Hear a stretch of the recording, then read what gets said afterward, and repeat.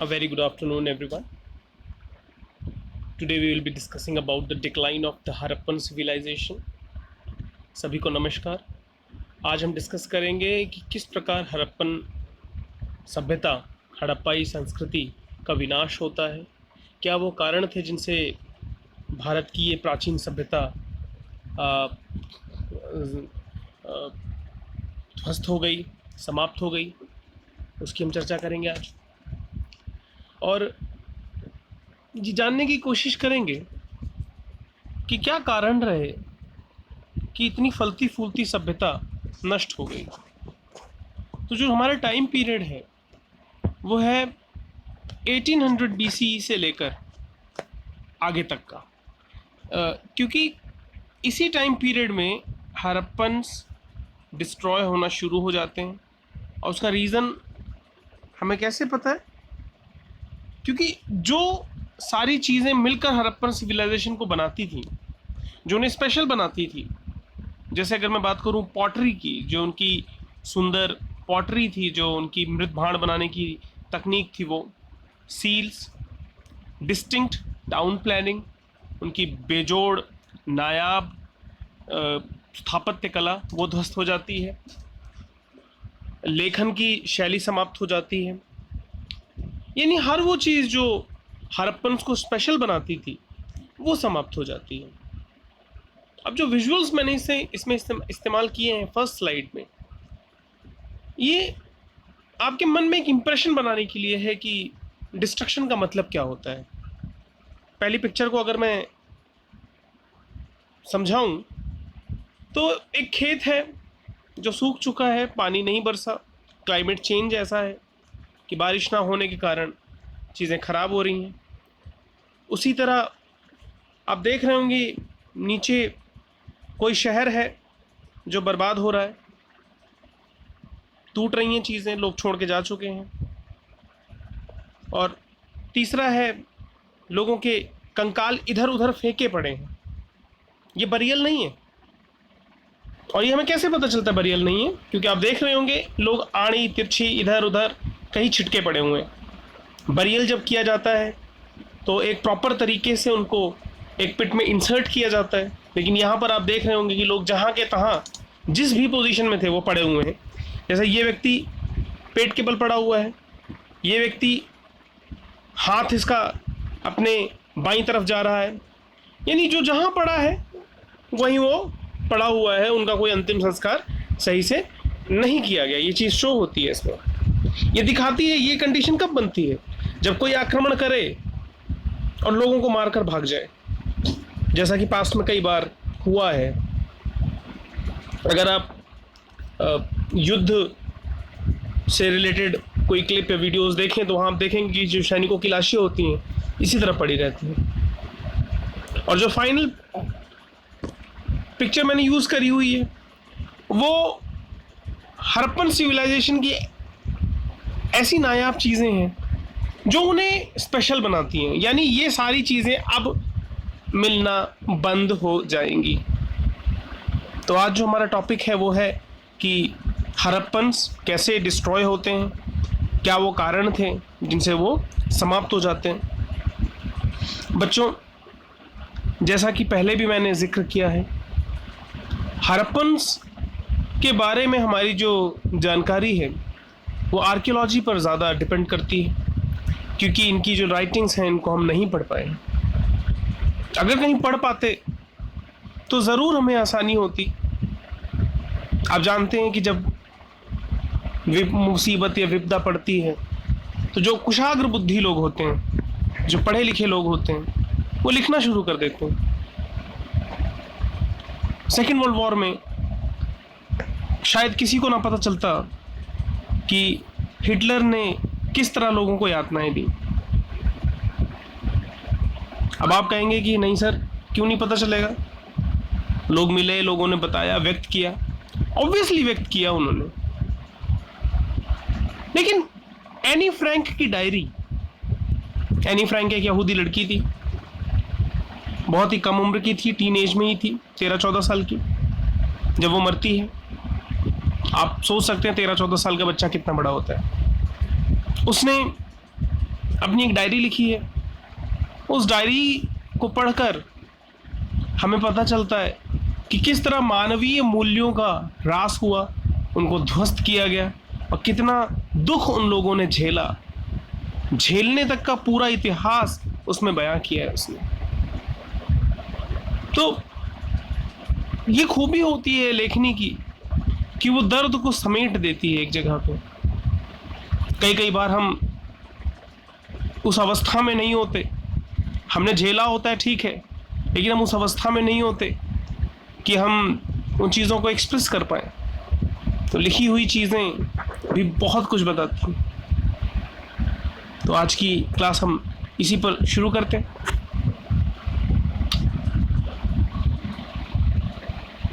अब जो हड़प्पन कल्चर था वो फ्लरिश करता है 3200 BCE से लेकर 1800 BCE तक। और 1800 BCE बिफोर करंट एरा ये डिस्ट्रॉय होना शुरू करता है। उसके बाद होना क्या शुरू होता है, उसके बाद जो कल्चर था वो गिरना शुरू हो जाता है, वो डिक्लाइन करना शुरू हो जाता है। यानी जो इनकी डिस्टिंक्टिव चीज़ें थी, चाहे इनकी पॉटरी थी, चाहे इनके बीट्स थे, चाहे इनका टाउन प्लानिंग, चाहे इनका स्टैंडर्डाइज्ड वेट और मेजर, एक जैसे जो बांट थे, एक जैसी जो ईंटें थी, एक जैसे जो स्केल्स थे इनके, वो सब मिलना बंद हो जाते हैं। बीट्स का बनना बंद हो जाता है। इंपोर्ट एक्सपोर्ट भी ऑलमोस्ट ख़त्म हो जाता है। इसका मतलब था कि जो लोग इन चीज़ों में इन्वॉल्व थे वो जा चुके हैं, या वो मर चुके हैं, या तो उन्होंने वो स्थान छोड़ दिया है। और 1800 के आसपास आते आते पाकिस्तान में एक जगह है चोलिस्तान, डेजर्ट है। चोलिस्तान डेजर्ट में जो इनके सेटलमेंट्स थे वो पूरी तरह खाली हो चुके थे। और इतिहासकार बताते हैं कि जो पॉपुलेशन थी वो नए सेटलमेंट्स की तरफ बढ़ने लग गई, जो गुजरात में है, हरियाणा में है और वेस्टर्न उत्तर प्रदेश में है। यानी ये फ्लरिश करने लगते हैं। और हड़प्पन सिटीज़ जो north western part of India में, जो आज पाकिस्तान है, वहाँ ये डिस्ट्रॉय होना शुरू हो जाती हैं। यानी इन्होंने वो जगह छोड़ दी और ग्रेजुअली ये लोग शिफ्ट कर गए। ठीक, तो जब हम डिस्ट्रक्शन की बात करते हैं तो आप ये भी सोचिए कि डिस्ट्रक्शन डिस्प्लेसमेंट भी है, पूरी तरह डिस्ट्रक्शन नहीं होगा। कोई भी शहर जब टूटता है तो ऐसा नहीं है कि सारे लोग मार दिए जाते हैं या सारे लोग खत्म हो जाते हैं। अगर कोई बहुत बड़ी विपदा नहीं पड़ती तो लोग वो जगह छोड़ देते हैं। आजकल कोरोना वायरस का दौर चल रहा है, आप लोग टीवी देखते होंगे तो देखा होगा कि मजदूर पलायन कर रहा है, वो भाग रहा है उस जगह पर जहाँ से वो आया था। यूपी के मजदूर यूपी जा रहे हैं, बिहार के मजदूर बिहार जा रहे हैं। जिसका जहाँ आशियाना है वो वापस वहीं लौट रहा है, क्योंकि शहर बेदर्द हैं, उनको वो नहीं संभाल पाएंगे। शहर का कलेजा छोटा होता है, गाँवों का दिल बड़ा होता है, तो लोग उसी जगह लौट जाना पसंद करते हैं। तो हो सकता है कि इंडस वैली सिविलाइजेशन के ज़माने में भी जब उन पर विपदा आई, हम अभी डिस्कस करेंगे क्या क्या विपदाएं हो सकती हैं। श्योर तो कुछ भी नहीं है, बट कुछ आर्कियोलॉजिकल एविडेंसेस के थ्रू और कुछ हिस्टोरियंस की मदद से हम समझेंगे कि क्या रीजंस होंगे उसकी डिक्लाइन का। तो ये लोग शिफ्ट कर जाते हैं, मोस्ट प्रोबेबली ऐसा हुआ होगा।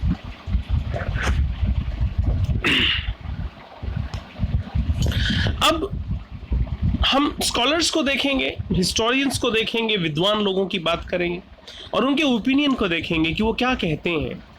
जो फर्स्ट स्कॉलर इस लाइन में है वो है Stuart Piggott and Gordon Childe. इन्होंने ये कहा है कि हड़प्पन सिविलाइजेशन का जो अंत है वो एक्सटर्नल एग्रेशन की वजह से हुआ है। बाहरी आक्रांताओं ने हमला किया और इस सभ्यता को नष्ट कर दिया। और ये बाहरी आक्रमणकारी इन दो इतिहासकारों के हिसाब से आर्य थे, जिन्होंने बाद में वैदिक सभ्यता का भारत में सूत्रपात किया, ऐसा इनका मानना है। अब ये जो थ्योरी है बड़ी कंट्रोवर्शियल थ्योरी है। ज़्यादातर लोग जो भारतीय हैं इस बात से इत्तेफाक नहीं रखते कि आर्यन इन्वेजन नाम की कोई चीज़ रही भी होगी।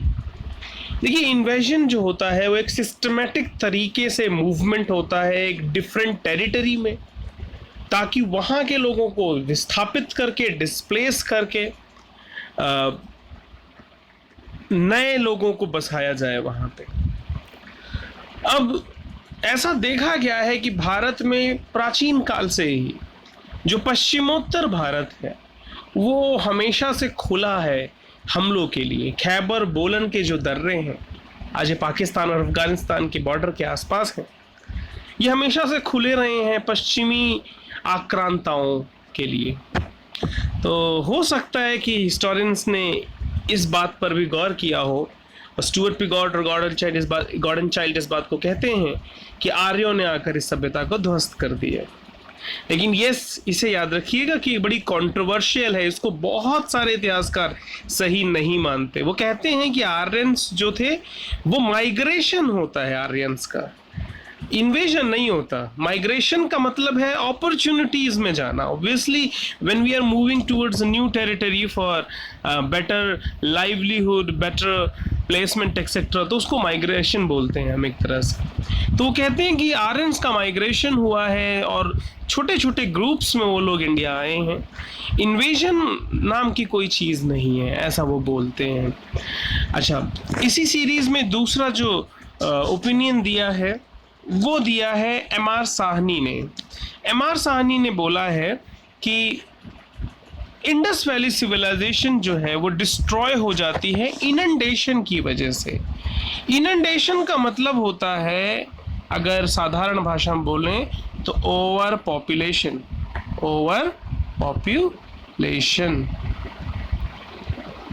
यानी जनसंख्या का बहुत ज़्यादा बढ़ जाना, जनसंख्या का घनत्व का बढ़ना। और यहाँ ओवर पॉपुलेशन का मतलब सिर्फ मनुष्यों का नहीं है, जानवरों का भी है। मनुष्य अपने साथ मवेशियों को रखता है, पालतू जानवरों को रखता है, तो उस एरिया में पॉपुलेशन बहुत ज़्यादा बढ़ जाती है, जिसकी वजह से वहाँ के जो रिसोर्सेज होते हैं उन पे बहुत दबाव पड़ता है और वो सब उसको नहीं बैलेंस कर पाते। अब देखिए, शहरों में आप देख ही रहे होंगे कि 2-2 करोड़ लोग एक छोटे से भूमि के टुकड़े पर रहते हैं। पानी की सप्लाई बंद कर दी जाए, बिजली की सप्लाई बंद कर दी जाए, आप सोचिए शहरों की खूबसूरती नर्क में तब्दील हो जाएगी। बिना पानी और बिजली के आप शहरों में रहने की कल्पना नहीं कर सकते। ये आज की आधुनिक सुख सुविधाएं हैं, इसलिए मैं इस पर ज़्यादा जिक्र कर रहा हूँ। लेकिन आप इमेजिन करिए कि आप हड़प्पा और मोहनजोदारो में हैं और उसके आसपास की ज्योग्राफी को आप देखिए। एक नदी बहती है, सिंधु नदी, उसकी सहायक नदियाँ भी हैं कुछ, और उसके आसपास एक बहुत पतली पट्टी है उपजाऊ ज़मीन की। और अगर पश्चिम या पूर्व की तरफ बढ़ते हैं, दोनों दिशाओं में रेगिस्तान है। अब पॉपुलेशन अगर उसी जगह कॉन्सेंट्रेट हो जाएगी तो आप अंदाज़ा लगा सकते हैं लोग क्या करेंगे। लोग वहाँ जो जंगल हैं उनको काटेंगे, वहाँ के रिसोर्सेज को एक्सप्लॉइट करेंगे बहुत ज़्यादा। नेचर ये मौका बार बार नहीं देती इंसान को सुधरने का। नेचर अपने हिसाब से पॉपुलेशन को कंट्रोल करती है। तो जब ओवर पॉपुलेशन हुआ तो ऑब्वियसली शायद वहाँ पर रिसोर्सेज पर दबाव बना, और जब रिसोर्सेज पे दबाव बना तो कहीं ना कहीं उनको झेलना पड़ गया लोगों को वहाँ पे। तो इनंडेशन का मतलब है ओवर पॉपुलेशन, यानी ओवर पॉपुलेशन की वजह से ये शहर, ये सभ्यता, ये नगरीय जीवन ध्वस्त हो जाता है। ठीक है, अब जो तीसरा आर्ग्यूमेंट है इसी सीरीज में वो है केवीआर कैनेडी का। इन्होंने बोला है कि शायद महामारी, एपिडेमिक, ये शब्द तो आप सब लोग अच्छे से समझते होंगे, खासकर आज के ज़माने में। अब एपिडेमिक का एक एग्जाम्पल मैं आपको दे रहा हूँ, वो है कोरोना। कोरोना ने क्या किया हम लोगों के साथ? कोरोना ने हम लोगों को अपने घरों में ही कैद कर दिया है। आप समझ रहे हैं ना, हम किस डर से बाहर नहीं निकल रहे कि कहीं ये बीमारी और न फैल जाए, हमारे अस्पतालों पे इसका दबाव कहीं ना ज़्यादा बढ़ जाए और ये हमारी फलती फूलती जीवन, हमारा फलता फूलता शहर खराब ना हो जाए, बर्बाद ना हो जाए। गॉड फॉरबिड ऐसा ना हो कभी। तो केवीआर कैनेडी ने बोला है कि शायद महामारियों ने हड़प्पा और मोहनजोदारो के नगरों को ध्वस्त कर दिया, ऐसा केवीआर कैनेडी बोलते हैं। फिर मार्शल एंड रेक्स, इन्होंने कहा है टेक्टोनिक डिस्टरबेंस की वजह से ये डिस्ट्रॉय हो जाती हैं सिविलाइजेशंस। टेक्टोनिक डिस्टरबेंस का मैं एग्जांपल अगर आपको दूं तो वो है भूकंप, ठीक है, भूकंप का आना। अच्छा, टेक्टोनिक डिस्टरबेंस की वजह से नदियां अपना रास्ता भी बदल देती हैं। जब बड़े भूकंप आते हैं तो नदियों का जो बहाव होता है वो बदल जाता है। तो इमेजिन करो कि भाई अगर इंडस रिवर या उसकी सहायक नदियां या कोई नदी सूख जाती है, सूखने का भी एग्जाम्पल हमारे पास है, घक्कर हाकरा, इसको सरस्वती नदी भी बोलते हैं कुछ लोग। ये नदी सूख जाती है टेक्टोनिक मूवमेंट्स की वजह से।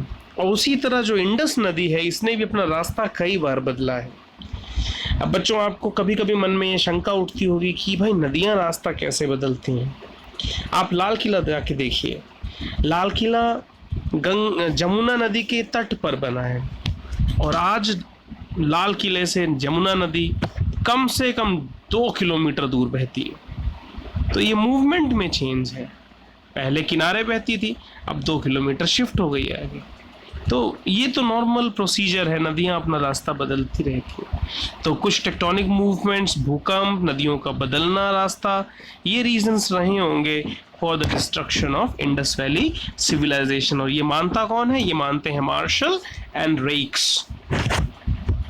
तो आगे बढ़ते हैं। एक स्कॉलर है Aurel Stein and N Ghosh, इन्होंने बोला है climate change was the reason. Climate change वो वजह थी जिसकी वजह से इंडस वैली सिविलाइजेशन डिस्ट्रॉय होती है। बच्चों, जितने भी रीजंस अभी आपको इसमें बताए जा रहे हैं, ये सारे रीजंस आज भी वैलिड हैं, आज भी डिस्ट्रॉय कर सकते हैं। क्लाइमेट चेंज पे पूरी दुनिया में हड़कंप मचा हुआ है, आप इसको तो अच्छे से समझते होंगे। क्लाइमेट चेंज के लिए पूरी दुनिया में कॉन्फ्रेंसेस होती हैं, यहाँ तक कि स्कूल के बच्चे भी जर्मनी में, स्वीडन में, फ्रांस में, इंडिया में, दुनिया के शायद हर देश में लोग अवेयर हो रहे हैं। ग्रेटा थुनबर्ग का आप नाम जानते ही हैं, एक क्लाइमेट चेंज एक्टिविस्ट हैं। ओके, वो लोग बात करते हैं कि भाई धरती को क्या हम बर्बाद किए बिना मानेंगे नहीं हैं? तो क्यों ना हम समय आने से पहले ही सुधर जाएं, ऐसा बुरा समय आए उससे पहले सुधर जाएं। तो ऑरल स्ट्रेन और एन घोष कहते हैं कि क्लाइमेट चेंज की वजह से जो इंडस वैली सिविलाइजेशन है वो कोलैप्स कर जाती है। यहाँ पे मैं आपको याद दिलाना चाहूँगा कि जो इंडस वैली सिविलाइजेशन की सील्स हैं उसके अंदर आपको हाथी मिलेंगे, आपको राइनोसोरस मिलेंगे, आपको उसके अंदर बाघ, चीते मिलेंगे, डियर मिलेंगे।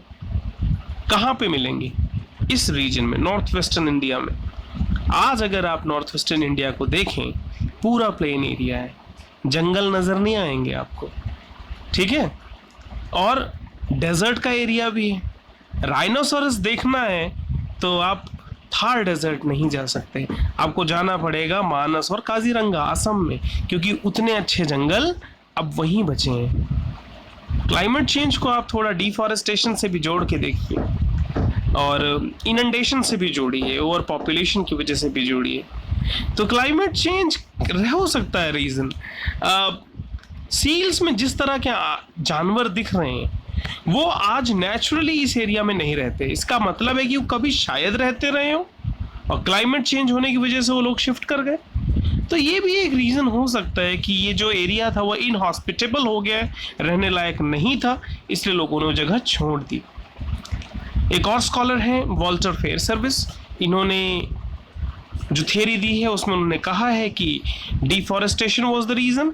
Deforestation, scarcity of resources, ecological imbalance, यानी जंगलों का बहुत ज़्यादा कटना और जो संसाधन थे उनका बहुत ही ज़्यादा सीमित होना, संसाधनों का जो दोहन है उसका एक्सप्लॉयटेशन है वो बहुत बढ़ जाना, और इकोलॉजिकल इम्बैलेंस यानी जो वहाँ की पारिस्थितिक तंत्र था वो पूरी तरह से ध्वस्त हो जाता है, यानी रिसोर्सेज और उसके कंजम्पशन के बीच में जो बैलेंस था वो डिस्ट्रॉय हो जाता है, इसलिए सभ्यता नष्ट हो जाती है।